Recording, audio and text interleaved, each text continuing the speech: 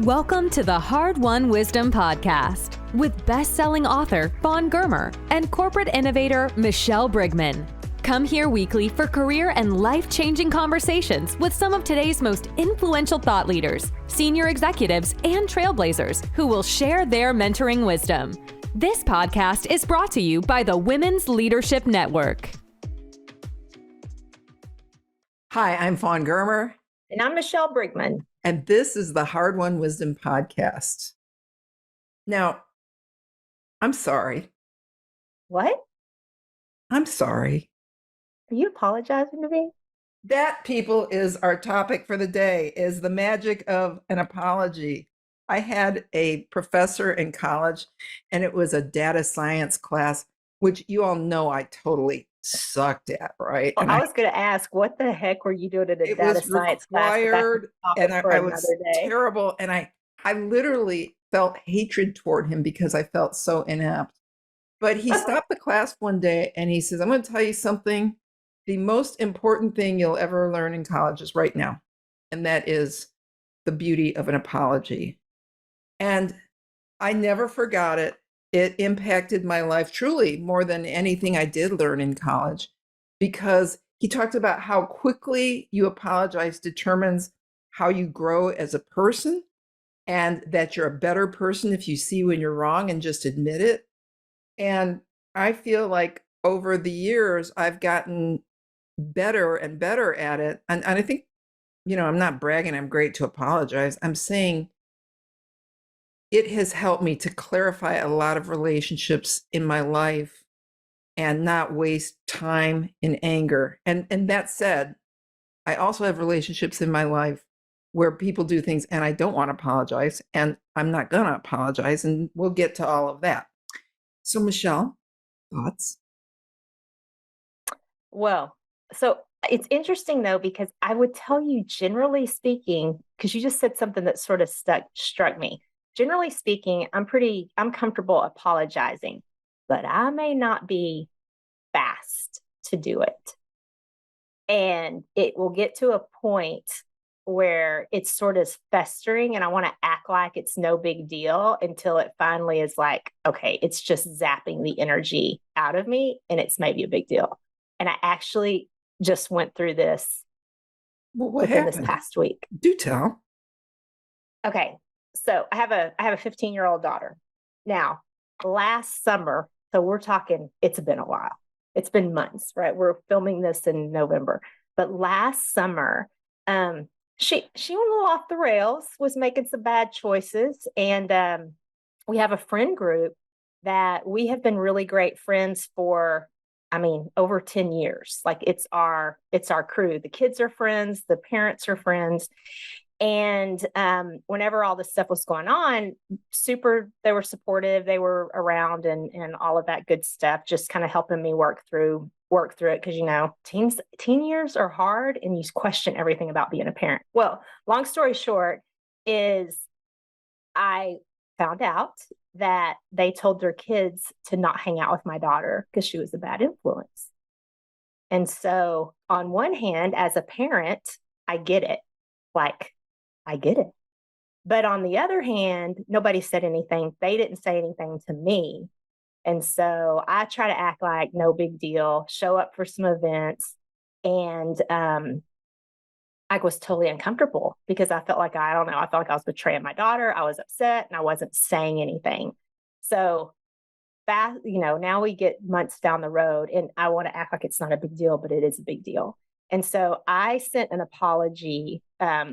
I apologized basically for not, because I kind of feel like I've ghosted them in a way and not saying why and not just calling out what's going on and how I felt about it.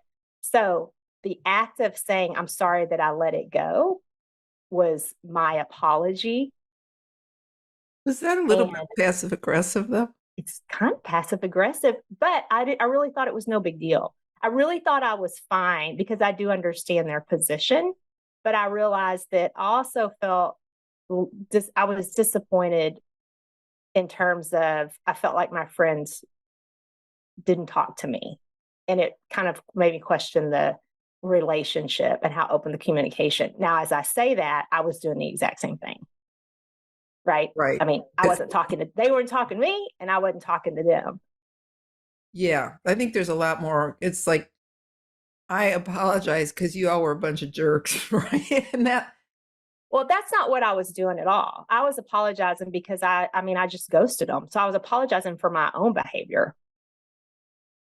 I think when we get to the episode on uncomfortable conversations, we'll deal with things like that. Because you're right. I mean, that whole thing could have been dealt with earlier. What was the response you got? One of them is like, I don't even know what's going on, and which I wasn't sure about her, but the other two, I haven't heard anything, and I don't know if I will. But I felt good because I felt like I apologized for what I needed to apologize for. I needed to say what I needed to say, and I was frustrated that I didn't do that before. So I felt good, and maybe I'll hear something, maybe I won't. I don't know, but it was just long overdue, and I was proud of myself after I did it. It was painful, but it needed to happen, and I'm like, okay, but you did it, so quit beating yourself up. Do better next time. Well, it's their loss. I mean, they're missing a great friend, but I'm sorry you had to go through that. We'll see what happens. But yeah, so apologies are, I think it's both timing. Yeah. As well as just saying the words and meaning them, because how much does that happen where people apologize and it's, they don't mean it. And we all know they don't mean it. Well, yeah. I tend to want to apologize quickly and get the conflict beyond, right? And you've seen me do that before. Oh, 100%. We've, I think we've only had one time, and I was so wrong. And when you're wrong, what does it cost to just fall on your sword? I mean, it costs nothing. I know somebody who did something very hurtful to me, and it's just not in her DNA to apologize to anyone ever, because to admit she was wrong means she's a small person. And there have been times when I've apologized for things that I did not believe I was wrong about, because I felt the relationship was more important than being right on one little thing. And I'll look at that. But there have been times when I've looked at a situation and thought, I really don't care enough to continue this relationship. If fixing it means I'm stuck with somebody who would do X, Y, or Z. But she said that one of the ways to cure your difficulty forgiving is to pick an inanimate object and have a conversation with it. Yeah. So I have in front of my desk, I have another desk chair facing my desk in case anybody's in here. And if I have something unresolved and I don't feel like working it through, I just have that conversation with that chair. And I have told this one chair that it's ignorant, and I've called it some names, and I feel like a much better person because I'm not carrying as much with me. But there are many, many times when I've done things inadvertently hurting other people. And when all is said and done and I leave this earth, I do not want to inadvertently hurt anybody. I don't want that to be something left over. And so I want to apologize. I want to apologize clearly and loudly so that people know that, or the other person knows that it's sincere and it's immediate, and I don't want to live with that kind of a problem. But other people are not so quick to always do that. Well, so why do people not, you mentioned not want to apologize. You mentioned the feeling of being small earlier. Right. They don't want to be wrong. Fear? It's weak. Weak. Maybe, and the other thing is, and that you can go to our previous podcast if you had a problem with this, but I think you have to have a certain amount of self-confidence and self-esteem to say you were wrong. I agree. And I've got, as we discussed in our last podcast, I've got pretty good self-esteem because I know other people don't. And that's a long story, but I don't think it makes me any smaller. In fact, I think it makes me a better person to admit I am flawed. I am flawed. I am, I make mistakes all the time. And I'm not happy about that, but I'm happy that when I do that, I can stop, consider it, and take action on it. And I think you're good at that too, Michelle. Well, no, and I agree. Although I'll say there's this caveat to this conversation that I would say is something I've learned through our podcast. You were raised in a very healthy environment, talk about things, you could debate, like it was safe to have contention. I was raised in an environment where it was not safe to have contention. Therefore, when it comes to my closest, most intimate, personal, that inner circle, back to just the story with my friends, I will avoid causing contention. Whereas if you throw something at me at work, it's a non-issue. I'm perfectly comfortable. So I think there's also something to the safety and security of being able to speak your mind and have your voice, whether it's because when you apologize, there's one thing about the apology, but there's also then you have to acknowledge there's a problem. Yeah. And that right there, I think also keeps people from saying, I'm sorry. It's not as much about the I was wrong, but it's the acknowledgement that there's a problem and it's uncomfortable and it's not safe to talk about. Yeah. And that, I think, probably varies from relationship to relationship. Yeah. But it's interesting that it's easy for you to do it at work. 100%. And that the other ones are more difficult. 100%. Because it's not, it's closer in my heart, right? It's personal. Do you think, because I think when that professor said that to us, I made an intellectual decision on that day that I was going to get very good at apologizing. Mm-hmm. Do you think having had a conversation about it, you can make that kind of an intellectual decision, or is it more primal to where you have to go through those stages of grief or whatever until you can get to the point where you can say, okay, I'm letting go. Let me fix this. I think it's more primal. But I think it kind of goes back to that awareness of it so that you can say, okay, again, if I'm wrong, I'm pretty comfortable with that generally. So, but I think it's this awareness that this is a trigger of acknowledging the problem. So being able to sort of separate maybe the two of needing to apologize and apologizing quickly versus getting hung up on the discomfort of it and the vulnerability of it. Does it feel though, like when time elapses, the problem just gets bigger and bigger because there's that elephant in the room, or it's just unresolved? It's unresolved and it's depleting. It depletes my joy, my energy. It causes a drain on me. That it's not like I have excess happiness fuel in my tank that I want to give away to that. Like I need to claim that back. It affects my happiness. I'm going to say this in the most ungraceful way, which I'm That's all right to do, but what if you really had just vomited up an apology? I mean, do you think then you would have felt bad because you had apologized sooner than you were ready? I think it wouldn't have been about the relationship with anybody else. I think it'd been the relationship with myself about, am I strong and resilient? And because I couldn't mindset my way out of it, that is me feeling disappointed or that I'm weak internally. Because I want to go, oh, it's okay. Like, you're fine. You're going to be fine. Like, it's all going to work out. No problem. And I want to mindset it. But really, I wasn't okay. Yeah. I think one of the measures of when you need to apologize is when you look at the situation and then you flip it and say, if he or she had done that to me, how would I feel? Yeah. And if you can honestly look at it, then you know what you have to do. Mm-hmm. And in order to preserve the relationship. But again, I'm not all about preserving toxic relationships. Yeah. Yeah, some of those aren't worth it, right? Absolutely not.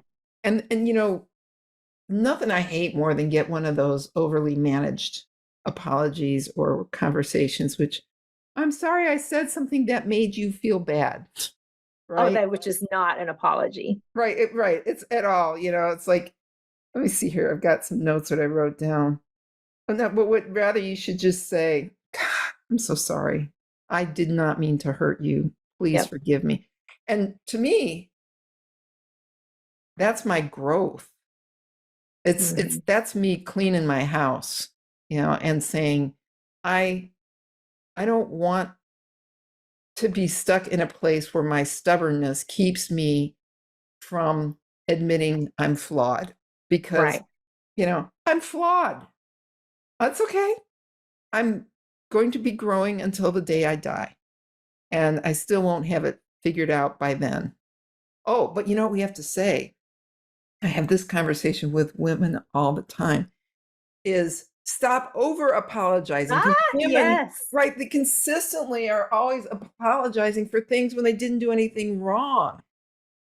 And I have a friend whose daughter is just the most lovely girl. And I took her out kayaking, and she did something wrong. And when she was paddling, I said, hey, try this. And she said, oh, I'm sorry. And by the time we were done that day, she apologized 10 times. 1,000 times. And I said, honey, everything you do is okay with me.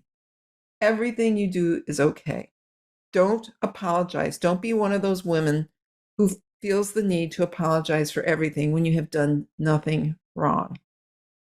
It's that perfection. I'm sorry about my house. I'm sorry the dinner wasn't right. I'm sorry that the clothes didn't get hung up. I'm sorry to get that project. I'm sorry. I mean, we are awful about like this fear of not standing up or not performing at this level of perfection, and we will apologize to freaking everybody. And that is part of, I think, what's so hurtful to women in their success and perception and their brand, whatever you want to call it, is that doesn't show a woman coming in her strength, right?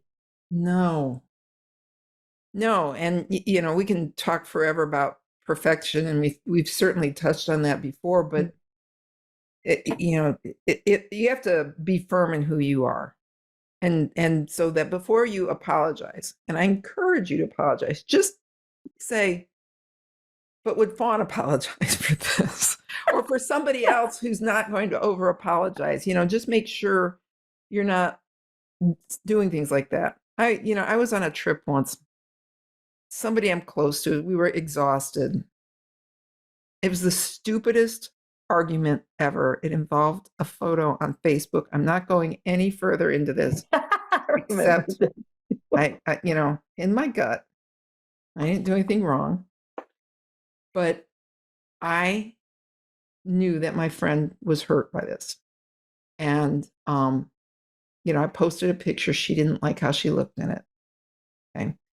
And even though we days earlier had said, I posted pictures, let me know if any of these need to come down. But I got a little bit of stuff, and it blew up because we were tired.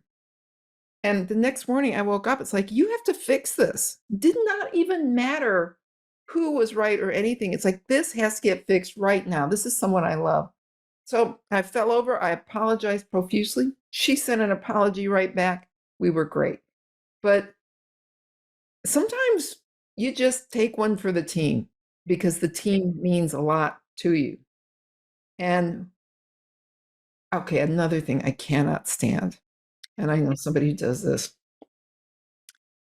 I'm sorry I did this incredibly rude thing to you, but that's what you can't say, but you can't do that half-ass like justification. I'm sorry that what I did made you upset, instead of I'm sorry I hurt you. It's like, what? It's like, I'm sorry for this one little thing here, but you blah blah, blah. And it's like, I'm thinking of somebody in specific. How many relationships sound like that? Well, yeah, a lot. But I heard it, and it was like, are you kidding me? I am so done with this, right? So nothing matters when you hear that. No, I'm sorry if it made you feel, but it's very easy to say, how do I fix this? If you cannot give an apology, at least try to be the solution. How do I fix this? And really explore with the person what you can do so that the situation doesn't happen again, so that they understand that you are growing through it as well. Because there are going to be times when you're going to mess up. You are, and it's okay.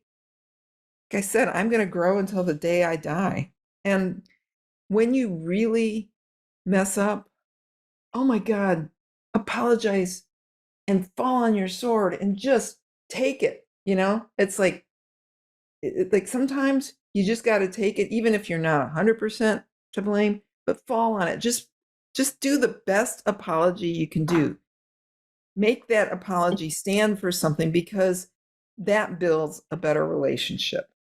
Well, and I'll say on that one, that was when I had to apologize for a awful error I did on my job in my early career at Dell. Awful error. And I had to apologize for it. It was very pivotal in my career. What I thought I was going to be walked out and fired for ended up being like, it was perceived as, okay, she demonstrated character in a very awful situation. Oh, wait a minute. Have you told that story on the podcast before? I don't know. I'll tell it again just in case. It's so great. Yeah. So I was young. I was young in my career, and I was responsible at that time for our shipping charges, like how much we charged if anybody ordered a computer and what had it shipped. And they had asked me to remove one of the shipping options, like 3-day shipping or whatever. Wait a minute. So, did you mention how big the company was? Dell. It was Dell computer people. Yes. Now, we weren't global yet. It was back whenever it was just a US based. It was still damn big. So anyway, I changed that. I changed the shipping label. Well, next thing I know, typical crazy day on the job, the whole sales floor shut down. Like, we can't sell anything. We can't take quotes. We can't pull up quotes. There's a SWAT team of the executives in a conference room. IT's on it. Everybody's trying to figure out what's going on with our order management system. It goes on for hours. And I don't know. I mean, I'm like everybody else, like, oh my God, I wonder what happened. What are we doing? People are taking paper orders. They're writing down configurations so they can try to, configure them and send something back out to the customer later. It was awful. And I'm sitting there and I all of a sudden go, I wonder if that change I made caused a problem at Dell. So I go back to my desk and I change it back, and lo and behold, we're back up and running. I'm like, oh my God. I call the IT people who do all the coding on the order management. I'm like, oh my God, I did it. Like, how do I have that much authority and power? Like, what were y'all thinking? And so anyway, we get it all addressed. So I know they're still in the war room. The executives are in the war room and they do not know me. And I walk in there and I'm like, yeah, that problem was mine. I did it, didn't realize it. I'm sorry. Here's what I've done to make sure it doesn't happen again. In the room, and I mean, these were like intimidating people, and they're pissed because we have lost so much money that day. The VP, the CEO of that part of the business was a woman, and she just looks at me for the longest time and nothing is said. It's just like silent because everybody's waiting for what's going to happen. And she goes, consider yourself beaten with a wet noodle. You can go. And I'm like, oh gosh, go pack my desk, go straight to the security and turn in my back. Like, where am I going? I don't even know what to do. Yeah. So that was, I kept my job. How, I do not know, because they had every reason they could have, I mean, even though it wasn't intentional, they had every reason that I can be the throat to choke and get rid of me, but they didn't. And they all knew who I was after that, but it actually ended up being very much a big growth opportunity, but also it demonstrated just character and it helped me out a lot. But man, it was that is so good. That's a good story. I've got one because, when I was a reporter, and this happened many years ago, and I was working at a newspaper in Jacksonville where the assistant managing editor was married to the managing editor, and she was in charge of business and sports. and we were in an austerity program, and they had cut our budget for things like traveling to the Capitol for news stories. And we'd gotten these new computers, and this is early in the PC era, and I figured out pretty quickly that we had a system that made backups, so I couldn't hack into your copy because of that protection, but every backup for everything was wide open. So and okay, so you have a bunch of reporters who can snoop at every single thing management is doing. We're reporters. Okay, what do you want us to do? And at some point, I find this memo on how they were going to spend, I think, $15,000 sending people to cover the Super Bowl. And I can't get $50 for gas to go to Tallahassee. And I'm looking at this thing, and one of my coworkers is standing behind me, and she goes, "Print it out." So I said, "Well, I don't know." She goes, "Just print it out." So like a dummy, I print it out, and then she spreads it everywhere, shows everybody, because everybody's mad that we can't have the resources. Right, because you aren't getting money. Right. Mm-hmm. Okay, so I get called into the big boss's office, and he sits me down, and he says, "Where I come from, snooping in somebody's files would be a fireable offense." Now, let me tell you, when I was in graduate school, we studied different communication techniques, and one looked at what Kennedy did after the Bay of Pigs. They called it the Bay of Pigs fiasco, which was just this disaster. And he went on television and asked the country to help him to get through this. He needed their support. Yes, he made a mistake. And I remembered that very well because I was in my own Bay of Pigs moment there in the editor's office. And I said, "I am so sorry." Right. And I said, "I am so sorry. You're right. I did that. I have to own it. I did not mean for other people to find but I have to own that I did this. So I'm going to go right now and apologize to Mary." And he's like, "No, you don't need to do that." Right? I said, No. Oh, by all means. Talk about passive aggressive. I'm on my way. I'm going to go and apologize to Mary. And he's like, No, you don't need to apologize to her. I'm like, No, I must. Right. And so finally he convinces me all is well. I don't need to apologize to his wife. And to this day, I'm close to that man. I love that man. But again, it's like, if you're guilty, own it, because there was someone else who worked there, and she switched her job from a bureau to the main office and still had the account where she could charge her long distance calls and kept making personal calls on that account. The company dime. Well, I mean, they had the printout, they had the bill, and they said, "Did you do this?" And she says, "No." And they're like, "We're going to ask you again. Did you do this?" And she said, "No." They give her a third chance. "Did you do this?" She said, "No." So they fired her. Right? And it was the same guy who was like not letting me apologize to his wife. So I say, if you're guilty, admit it. Own it. Own it. Now, okay, we are in an era where you could do this easily in different ways: telephone, text, email, in person. I have opinions on that. Do you want to hear them? Yeah. Okay. Of course. Well, unless it's the only means of communication, which there are times when that's the only time to text it.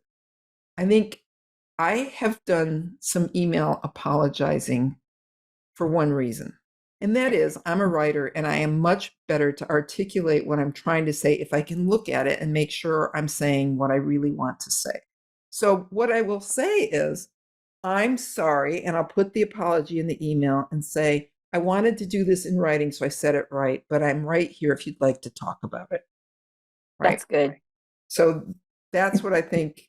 Email's good for me. Phone is good, but who answers the phone except when you and I are calling each other? Nobody, yeah. Right?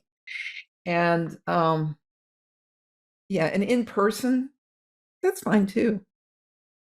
But the other thing is, say it And then decide when you're done saying it. You don't have to over apologize. It's, and if somebody's uncomfortable having that conversation when you're trying to apologize, and I had a friend who was trying to stop me from talking, and I'm like, no, we need to talk about this. Yeah. I assumed something. I was wrong.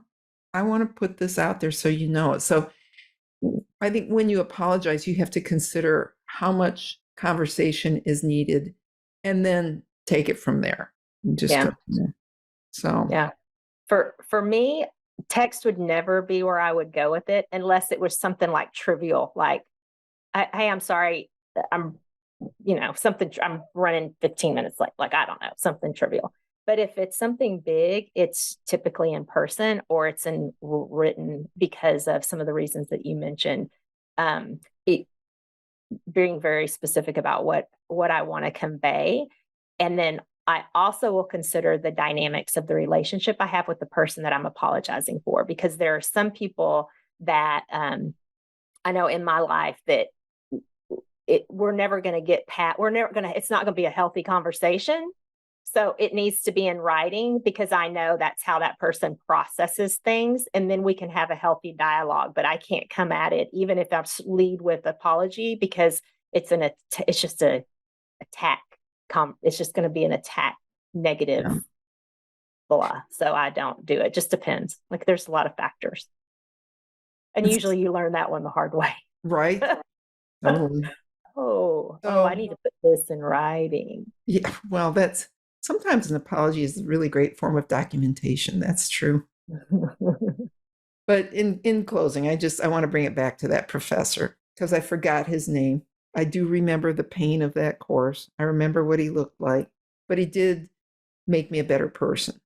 And that there is no way to minimize the benefit of a much needed apology. So don't wait. Just learn to do it. Just get good at it. Make it quick. Make it painless. Take care of the people you love. And don't be afraid to grow a little. You are no more perfect than I am. Well, maybe you are, but you probably are. But I'm good with make the apology to our listeners, right? Go make the apology that you need to make because everybody's got somebody that's been brushed off, and you'll feel better. It'll be better for it. Yeah. So we'll see you next time. Thanks for tuning in. Thanks. Bye. Bye.